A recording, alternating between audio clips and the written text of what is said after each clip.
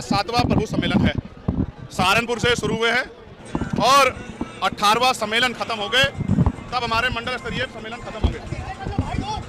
और ये सम्मेलन का उद्देश्य ये है कि आज बहुजन समाज के अस्तित्व पे खतरा बन गया है।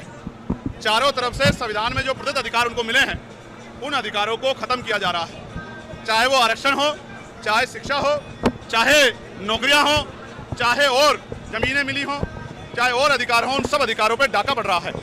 चाहे बिजली के निजीकरण का मामला हो, क्या शिक्षा मित्रों का मामला हो, उनके समायोजन का, चाहे 69,000 शिक्षक भर्ती का मामला हो, तमाम तरह से कमजोर वर्गों के खिलाफ अन्याय किया जा रहा है। मुसलमानों पे बुलडोजर चल रहे हैं, उनके घरों को जमींदार किया जा रहा है, उन पे गोलियां चल रही है, दलित पिछड़े वर्ग के लोगों को मार मार के लटकाया जा रहा है, उनकी बच्चों की अस्मतों पे भी हमला हो रहा है। कानून व्यवस्था खत्म हो चुकी है। ऐसे में अस्तित्व बचाओ, समाज में भाईचारा बनाओ, कमजोर वर्गों को जोड़ो और जोड़ के प्रभु जन सम्मेलन के जरिए भविष्य की तैयारी करो। जो 15 साल का सूखा है उसको खत्म करो, राजकाज लाओ और लोगों की समस्या दूर करो। जातिगत जनगणना होनी चाहिए, उसके साथ साथ उसके आर्थिक आंकड़े भी जारी होने चाहिए।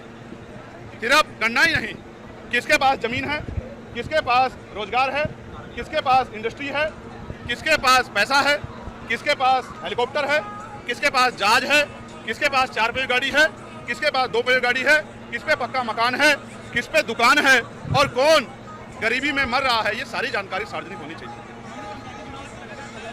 पंचायत चुनाव बहुत मजबूती से आजाद समाज पार्टी काशीराम और भीम आर्मी लड़ेगी। उसके लिए वो संघर्ष कर रही है, गांव-गांव प्रचार कर रही है, बूथ कमेटियां बना रही है, सेक्टर कमेटियां बना रही है, ग्राम पंचायत समितियां बना रही है, भाईचारा को 12 जातियों को जोड़ के भाईचारा कमेटी बना रही है, तमाम तरह से उनके मुद्दों के लिए संघर्ष कर रही है। अभी बिजली के निजीकरण पे भी हम लोग और शिक्षा मित्रों के संयोजन पे भी आंदोलन करेंगे। हम लगातार कोशिश कर रहे हैं कि आजाद समाज पार्टी तेजी से आगे बढ़े और उसके जरिए लोगों की समस्याओं का हल हो। 2027 के चुनाव से पहले जो गुंडा राज उत्तर प्रदेश में चल रहा है उसको खत्म करना होगा।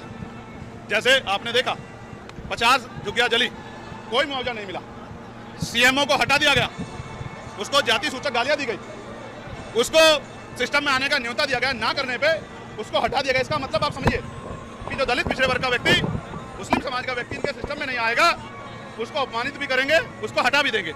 ये आपके सामने हो रहा है, ये छिपा हुआ नहीं है। और जिस तरह से कौशाम्बी में सरकार ने गलत तरह से षड्यंत्र करके जिनकी बेटी के साथ अन्याय हुआ उन्हीं को आरोपी बना के उनके लिए लड़ने वालों को जेल में डाल दिया, ये भी बाल समाज का जो न्याय, ये भी किसी छिपा हुआ नहीं है। इसलिए मैंने उस घटना की सीबीआई जांच की मांग की है। बहुत जल्द मैं उस परिवार से मिलने के लिए भी जाऊंगा।